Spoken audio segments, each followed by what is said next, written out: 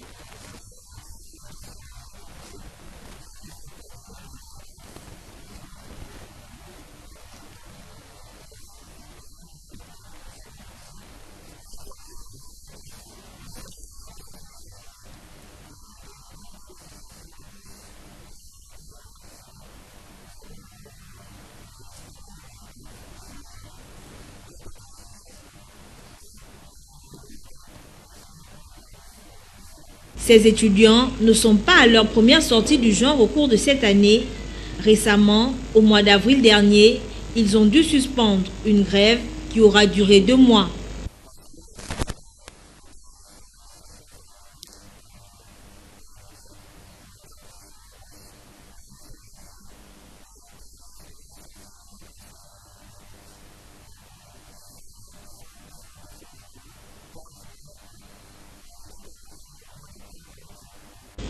Le sportif doit bien s'alimenter, restauration, nos monnaies, nos schools.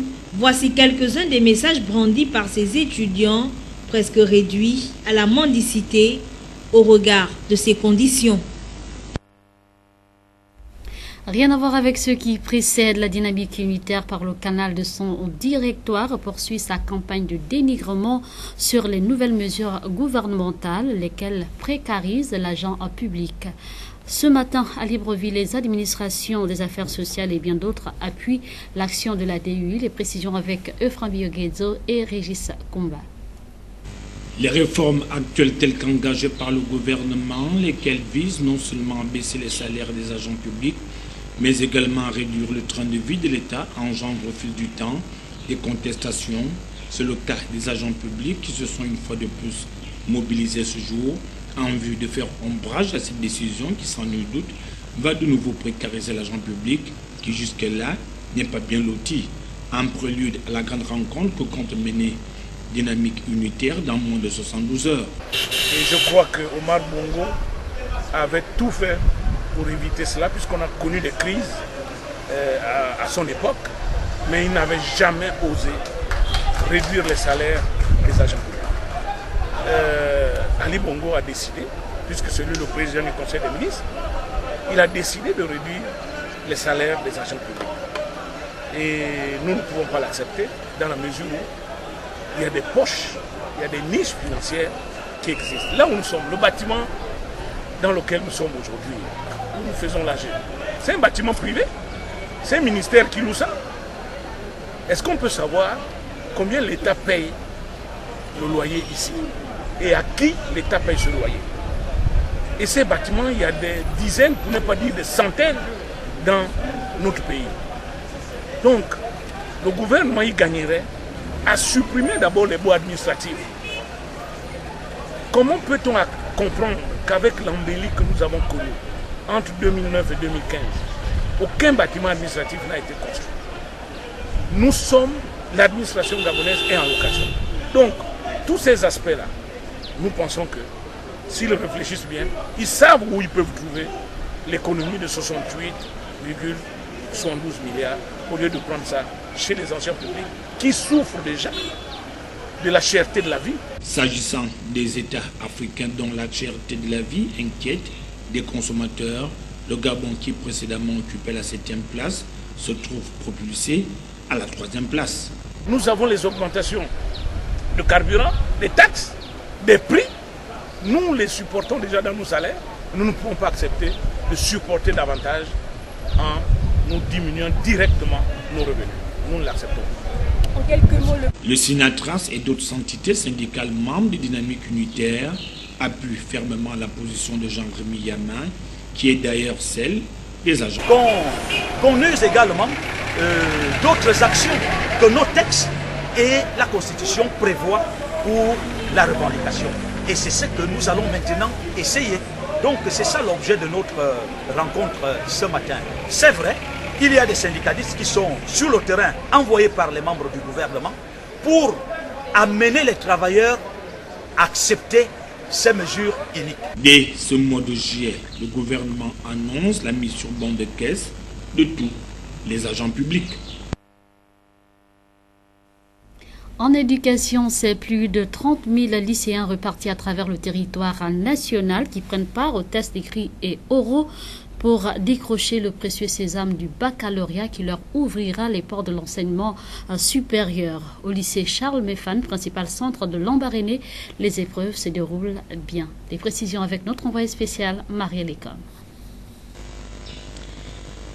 Une cour d'école déserte, un silence de cathédrale, à l'entrée de chaque classe, des sacs d'écoliers appartenant aux candidats au baccalauréat session 2018, très concentrés sur leur copie d'examen. Ici, nous sommes au lycée Charles Méphane, principal centre de la ville de Lambaréné, qui compte environ plus de 500 impétrants. Compte près de 900 candidats, exactement 898.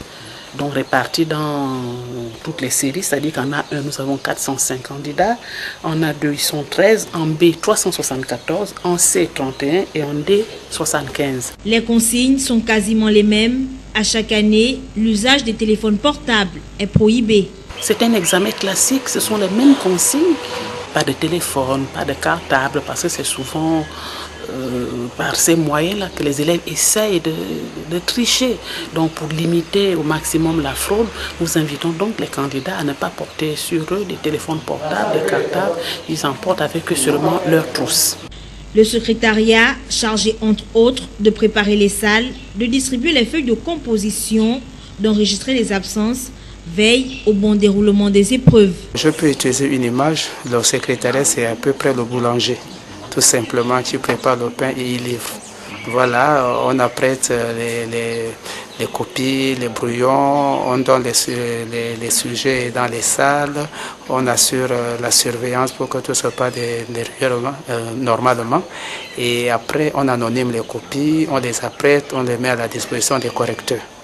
Et après, bon voilà, avec l'aide de l'informaticien, on saisit les notes et on publie les résultats. L'année académique 2017-2018 n'a pas connu de mouvement d'humeur ayant un impact majeur sur le déroulement des cours. Cette session devrait donc permettre de rectifier la catastrophe de l'année dernière où le taux de réussite avait été de 14,81% d'admission d'office. Parlons à présent de politique dans cette édition d'information. L'esplanade de la mairie du 5e arrondissement de la commune de Libreville a fait le plein le week-end écoulé à l'occasion d'une rencontre citoyenne entre Raymond Placide Ndomeyo, ministre délégué auprès du Premier ministre et les populations. Au centre des échanges, les nouvelles mesures prises par le chef de l'État, Ali Bongo Ondimba. Euphrambie Oguedzo, reportage. Les mesures prises et adoptées par le locataire du palais du bord de mer, bien que décriées par une certaine classe politique nationale, semblent avoir l'assentiment de l'équipe gouvernementale conduite par Emmanuel Isouzengondé, comme ce fut le cas à l'esplanade de la mairie du 5e arrondissement de la commune de Libreville, où Raymond Placide Ndomeyo, ministre délégué auprès du Premier ministre, en charge du suivi des actes du dialogue, a entretenu les populations sur les opportunités que cette nouvelle mesure devrait enclencher au fin de booster l'économie gabonaise. Il faut absolument que le Gabon soit géré comme un pays normal, en pensant à nous-mêmes, en faisant des réserves, en pensant à nos enfants. Il n'est pas dit que l'argent que nous avons aujourd'hui, nous devons le détruire et nos enfants, ils auront quoi? Il ne faut pas dire qu'il y a de l'argent que nous ne prenions pas de mesures parce que nous mangeons encore bien. Mais il y a tant de chômage, il y a tant d'élèves à l'école, ils travailleront où? Mesdames et messieurs, il faut redynamiser l'économie. Le président de la République a dit, Notre économie doit être dynamisée. C'est l'économie dynamisée qui fait en sorte que les sociétés prospèrent. Et lorsque les sociétés prospèrent, il y a de l'emploi. Le vécu a prouvé que seul l'État n'est plus en mesure d'offrir aux populations l'emploi.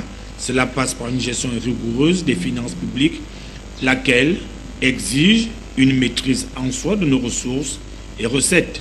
Il faut relancer l'emploi, il faut donner des possibilités d'emploi. Il faut donner une certaine attractivité. Il faut que les sociétés viennent investir au Gabon. Pour qu'elles viennent au Gabon, il faut qu'il y ait de l'argent. Il faut qu'il y ait une certaine ambiance qui permette l'investissement. La sécurité. Oui, la sécurité. Les policiers et les gendarmes ne servent à rien. La justice, il ne faut pas dire que ça, les policiers et les gendarmes, il ne faut pas dire que ça ne sert à rien. Que la justice ne sert à rien. Non, ça sert pour beaucoup. La sécurité. Il faut que les investisseurs trouvent que dans notre administration, dans nos procédures, il y a à gagner. Tout cela doit être fait. Et ça ne se fait pas sans rigueur. En gros, la dépense publique a été réduite de moitié.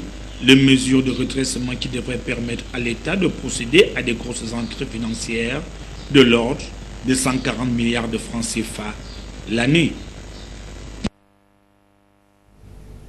Toujours en politique, les mesures d'austérité, on parle aussi avec les populations des quartiers sous-intégrés et les leaders politiques se livrent à cet exercice. C'est le cas notamment du secrétaire général exécutif du bloc démocratique chrétien BDC, mais les échanges étaient houleux à en juger l'intervention des jeunes. Arnaud Babekong, Yvan Bertrand Komile Kandomba. Parti auprès des populations de la baie des Cochons pour expliquer les contours positifs et inconvénients des récentes mesures d'austérité prises par le gouvernement, le bloc démocratique chrétien BDC de Guy Christian Mavioga n'a pas passé les moments de douceur dans cette circonscription, comme en témoigne cette intervention sur fond du déjà vu, du déjà entendu et du déjà fait. Vous exprimez très clairement l'amertume des populations gabonaises. Je vous le dis clairement. Nous avons une idée de la substance de votre laïus. Nous avons une idée. Alors, je vais faire simple. Vous êtes les soldats du chef de l'État. Mais dans l'armée, il y a deux genres de soldats. Deux soldats têtus. Il y a le soldat têtu, lorsque quand le général explique la stratégie de guerre, il va et il fait l'opérationnalisation de cette stratégie de guerre.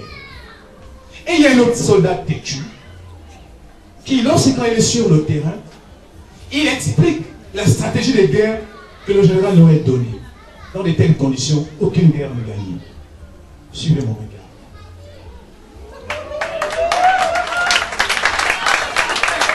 Alors ici réunis, il y a des jeunes, il y a des notables, il y a des femmes qui ont bien écouté le message du chef de l'État. Le chef de l'État a dit la fonction publique ne peut plus recruter tout le monde. Il y a des mécanismes qui ont été mis en place, surtout des mécanismes financiers. Derrière l'hôpital, il y a l'association des jeunes femmes, il y a l'association des vœux, il y a l'association des jeunes. Ils sont rentrés dans l'auto-entrepreneuriat. Mon frère Christian, quelqu'un qui n'a pas 400 francs CFA pour manger, on peut lui donner 8 formations, il ne peut pas s'en sortir.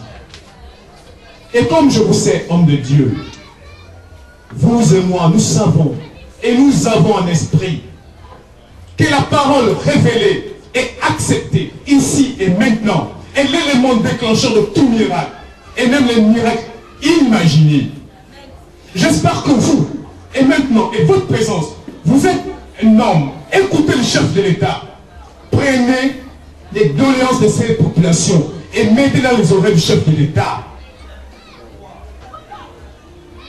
Parce que nous savons, comme d'autres hommes politiques, vous allez venir nous parler des problèmes de macroéconomie que nos parents, nos frères ne sont même pas à même de décrypter.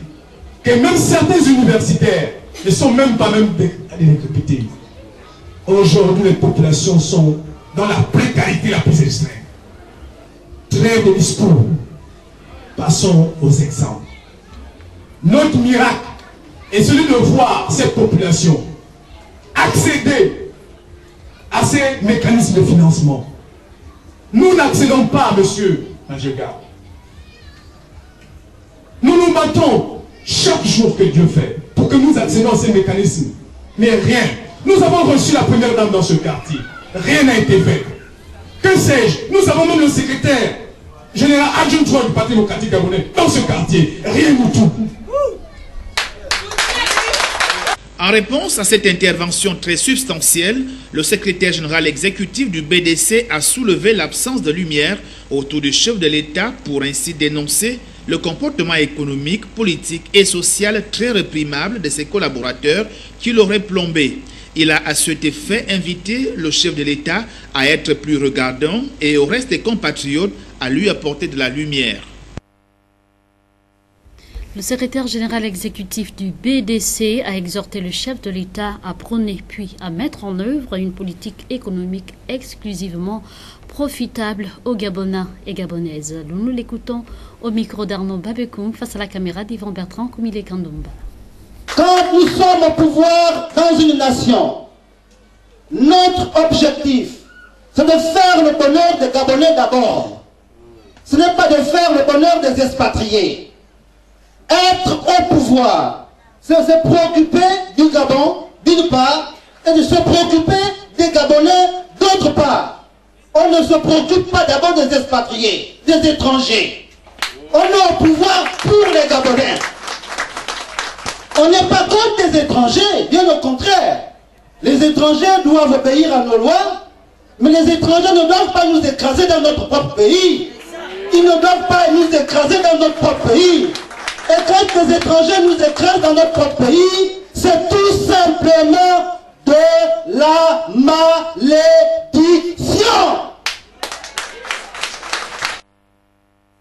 En politique, nous y restons désireux de prendre part aux élections sous la bannière du Parti démocratique gabonais. Dans la ville de Mwanda, Erwan, jeune leader d'opinion, a tenu un point de presse ce matin dans le premier arrondissement de la commune de Libreville. C'est en présence de Marielle Ecom. Erwan Bayaka Boma, jeune leader d'opinion politique dans la ville de Mwanda, était face à ses frères, d'autres jeunes comme lui, pour échanger sur les questions de la cohésion sociale des jeunes du premier arrondissement de Mwanda, celle des élections législatives à venir et pour finir sur la coalition de la nouvelle génération, précisément celle de Mwanda. Revenons sur la cohésion sociale. Longtemps, les jours passés, nous avons assisté à plusieurs crises qui concernaient les conflits en surdité. Qu'est-ce qu'on entend par conflit en surdité? Ce sont des conflits que l'être humain n'expose pas aux yeux de tout le monde, qui tirent des ficelles. Et aujourd'hui, nous, la jeunesse, auprès des hommes politiques, nous voulons que ça s'arrête.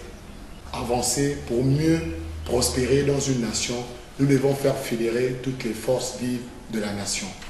Son désir d'être le candidat investi par son parti, le PDG, serait actuellement source de polémique. Et nous interpellons encore dans cette cohésion sociale que le président de la République, le directeur du cabinet et certains responsables tels que le SG et l'exécutif du Parti démocratique gabonais, en tant que militants, nous voudrons que la jeunesse soit représentée massivement à cette élection législative. J'ai posé ma candidature au sein du Parti démocratique gabonais pour être investi par le Parti démocratique gabonais qui fait actuellement beaucoup de conflits autour de certains leaders politiques de Mwanda. Donc précisément le parti au pouvoir.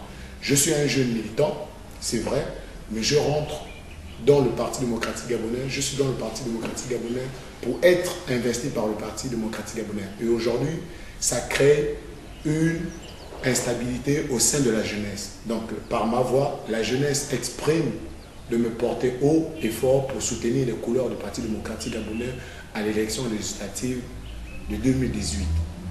C'est par des acclamations que l'assistance a approuvé ce discours à la fois instructif et moralisateur.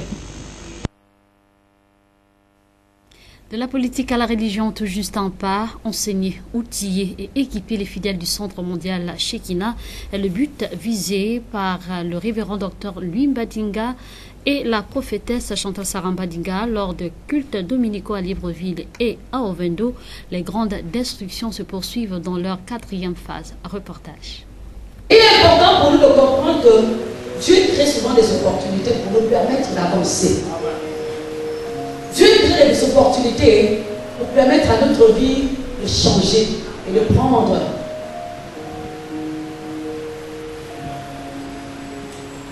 une nouvelle route. Amen. Mais il arrive que parfois, lorsque Dieu met une opportunité devant nous, que nous ne la voyons pas, que nous comprenons pas ce que Dieu fait. Mais ce matin, je vais te dire que cette rencontre est une opportunité pour toi. Parce que ça n'a pas été calculé par le révérend, ni par la prophétesse, mais c'est Dieu qui a provoqué les choses ainsi pour que quelque chose se passe à l'intérieur de ta vie.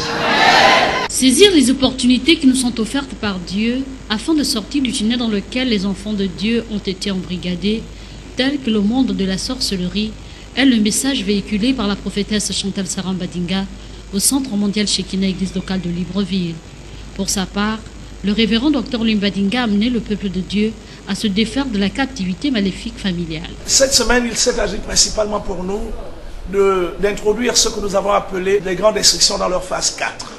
Mesdames et messieurs, où que vous soyez, qui que vous soyez, les grandes destructions dans leur phase 4 ont pour thème majeur délivrer de la captivité maléfique familiale. Bon nombre de personnes, malheureusement, se sont retrouvées encastrées, embrigadées, esclavagées par les familles, sans pour autant avoir la capacité et l'opportunité de travailler pour elles-mêmes et aussi assurer un avenir pour leur progéniture, leur postérité. De quoi s'agit-il exactement? Il s'agit d'un ensemble de forces occultes sur le plan familial qui ont été libérées, lesquelles contrôlent, influencent, dominent et assujettissent les vies des êtres humains. Qui que vous soyez, où que vous soyez, je vous encourage à venir massivement du côté du quartier général du Centre mondial Shekinah cette semaine. Nous sommes ensemble tous les dimanches matins de 9h à 13h, les lundis et les mardis de 17h à 20h. Jésus-Christ de Nazareth est le même hier, aujourd'hui, éternellement, il n'a jamais changé. Il guérit encore les malades, il sauve, il délivre, il bâtit du Saint-Esprit, il restaure. Quelle que soit l'impossibilité déclarée à l'intérieur de votre vie, je puis vous le dire, ce sont des témoignages qui sont régulièrement rendus sur ce que Dieu est capable de faire. Il fera la même chose pour vous. C'est d'ailleurs pourquoi ne restez pas chez vous à la maison, retrouvez-nous dans le cadre prestigieux du quartier général du Centre mondial Shekinah. Nous sommes situés à Ovendo, derrière le nouveau CHU, 3e entrée à droite après le portail de l'Université des sciences et de la santé. Nous vous attendons dimanche matin, 9h, 13h, lundi et mardi, 17h, 20h. Que Dieu vous bénisse et qu'il vous bénisse. Que Dieu bénisse le Gabon, notre pays. Nombre de personnes continuent de demeurer dans l'état du non-avancement, tandis que Dieu donne les opportunités, d'où la raison de prendre une part active au programme hebdomadaire du Centre mondial Shekinah. Après des moments riches en enseignement et en démonstration de la puissance de Dieu, quelques fidèles se sont exprimés au sortir de ce culte dominical. Les précisions. Effectivement, ce matin, j'ai été très béni et l'ensemble de mes frères et sœurs, effectivement, aussi, parce que Maman Chantal aujourd'hui nous a entretenus aujourd'hui sur principalement la destruction des fondements qui ont toujours tiré notre vie vers le bas. J'ai personnellement été interpellé parce que j'ai réalisé qu'il y a beaucoup de choses qui ne marchent pas dans ma vie et j'ai tout de suite fait le lien avec ce que la mère a dit, à savoir des choses qui ne marchent pas parce qu'il y a des fondements. Et aujourd'hui, j'ai dû procéder au déracinement de ces choses qui retiennent ma vie vers le bas, de telle sorte que je puisse rebâtir l'autel de Dieu sur ces choses-là, de telle façon que je puisse évoluer et avancer comme Dieu l'a prévu dans ma vie. C'était un culte très bénéfique, un culte de bénédiction en gros. On a été très bénis par la prophétesse. Elle nous a vraiment remplis quoi. C'était, je pensais même à ceux qui ne sont pas venus que vraiment c'était un manque à gagner. Tous les jours, Dieu a quelque chose de nouveau qui nous donne quoi. J'avais l'impression que le culte était spécialement pour moi parce que j'ai vraiment reçu ce dont j'attendais du Seigneur. C'était vraiment parlant par rapport à la vie passée, par rapport aux échecs, aux choses. C'était vraiment, ça parlait comme si c'était à moi spécialement qu'on s'adressait quoi. J'ai vraiment reçu ma part. Parlons à présent de sport dans cette édition d'information. À la veille du lancement de la 6e édition de la compétition en hommage au grand maître disparu, Mwiti Nzamba, les taekwondoïstes via l'association EMPAT sont allés se recueillir sur la tombe de l'illustre disparu au cimetière de l'Alala. C'est en présence de Yasser Nicolando. La tradition fut respectée ce samedi 7 juillet au cimetière de l'Alala. L'ensemble des taekwondoïstes via l'association EMPAT ont rendu un grand hommage au feu grand maître Mwiti Nzamba à la veille du lancement de la 6e édition de la compétition du disparu. C'est donc en tenue traditionnelle de la pratique de cet art martial que les disciples du feu maître Nzamba se sont inclinés devant son sépulcre.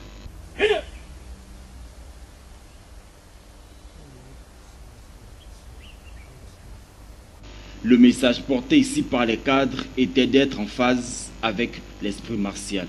Nous sommes arrivés avec les frères ce matin pour te rendre un hommage, car maître, demain nous avons la compétition, votre compétition. Nous voulons tout simplement que vous soyez avec nous comme vous avez toujours été. Que cette compétition se passe dans l'harmonie, dans la simplicité, dans l'ambiance, dans l'esprit du dos. Et que cette compétition se fasse comme toutes les autres, sans incident. Nous venons encore vous remercier pour cette sagesse, pour cette simplicité, pour ce courage, pour cette force que vous avez toujours donnée. Car vous avez dit, nous sommes ensemble mais différents. Ensemble et différents, pourquoi ensemble? Parce que nous formons une famille, différente par rapport aux actes que nous posons dans les enseignements que vous avez toujours donnés. Donc je suis ici avec tous les frères que vous reconnaissez. Ceux qui n'ont pas pu venir par empêchement de leur activité professionnelle ou familiale, ils sont toujours avec vous. Yamed Nzamba, venez à notre secours, comme l'a dit si bien notre petit frère. Ce que vous avez laissé est déchiré. Rentrez dans nos cœurs. Faites en sorte qu'il y ait l'entente entre nous, les fils, les amis de Panthère. Rentre dans nos cœurs. Aidez-nous à s'entendre. Yamed Nzamba Mwiti Noël. Yamed Nzamba Ki Noël. Venez à notre secours.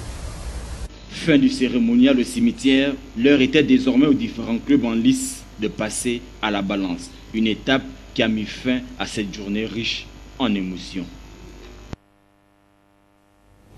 Nous changeons de discipline pour parler cette fois-ci de football. Le tournoi inter-arrondissement de football dénommé le Clash, dans sa 2e édition, débute le 18 juillet prochain au stade Nzengayong avec 2 rencontres programmées pour cette édition. 6 équipes sont retenues réparties en 4 pôles pour pour 4 équipes chacune. J'y arrive. Durant 3 semaines, les footballeurs vont devoir compétir. Les précisions avec Euphrem Biogate. 16 équipes des communes suivantes, Libreville, Akanda et Ovendo, sont invitées à prendre part à la 2e édition du tournoi de football interarrondissement dénommé le Clash, contrairement à l'édition précédente où la moyenne d'âge des athlètes tournait entre 15 et 25 ans. Pour cette édition, seuls les participants dont l'âge varie entre 15 et 20 ans seront admis sur les aires de jeu que sont le stade d'Nzengayong, l'INJS et les installations annexes du stade de l'amitié sino-gabonaise. Pour ce qui est des récompenses, le vainqueur empochera une coquette somme d'1 million de francs CFA, le second et le 3e respectivement 500 et 250 000 francs CFA, avec bien évidemment les distinctions individuelles, à l'exemple de l'homme du match. Nous le préparons plutôt bien. On a un dispositif qui, je l'espère, sera optimal pour cette nouvelle édition. On a eu la première édition, on a forcément eu des retours, donc on va essayer d'améliorer ça et d'aller de l'avant, mais surtout mettre en avant ces jeunes joueurs, ces jeunes amateurs de football, ces passionnés du football. Donc l'idée est là. Il faut essayer de faire une petite détection. Essayer de mettre ces jeunes-là en avant, les mettre en lumière pour que, pourquoi pas, ils puissent intégrer des clubs nationaux et peut-être plus tard, à une échelle plus grande, des équipes nationales ou des clubs à l'étranger. Les 16 formations alignées connaissent déjà leurs adversaires. À l'issue du verdict des tirages au sort, dès le 18 juillet, la poule 1 ouvrira le bal avec 2 confrontations au stade d'Nzengayong. Mva AC sera face à Olympique du PK5. Juste après, Ngando FC sera aux prises avec Bala FC. C'était mon rêve parce que moi j'ai un but à atteindre, c'est de jouer la finale. Je vais me retrouver la poule A. Bon, déjà là, nous sommes dans la préparation de nos 22 jeunes. On a livré 4 matchs amicaux et on a entraînement mercredi. Au sortir du tirage au sort, on ira les informer dans quelle poule nous serons et dans quelle poule nous sommes. Et puis, nos préparations, on a affronté d'autres équipes qui font partie aussi de la compétition. Et on s'est bien en sorti pendant la préparation. Ce tournoi de football a pour objectif de détecter les jeunes talents. Hormis cet aspect important, le comité d'organisation a également fait la promesse de réhabiliter certaines installations sportives de la commune de Libreville. Ce tournoi verra la participation de 16 équipes reparties en 4 poules pour 4 équipes chacune et s'étendra sur une durée de 3 semaines. Sur un tout autre plan, avant de nous dire au revoir, votre rubrique Expression libre, voici la question qui vous a été posée. Dans quel pays se trouve le siège de la Banque africaine de développement? Nous écoutons les éléments de réponse des uns des autres au micro d'Ulrich Simaïla face à la caméra de Régis Sakumba.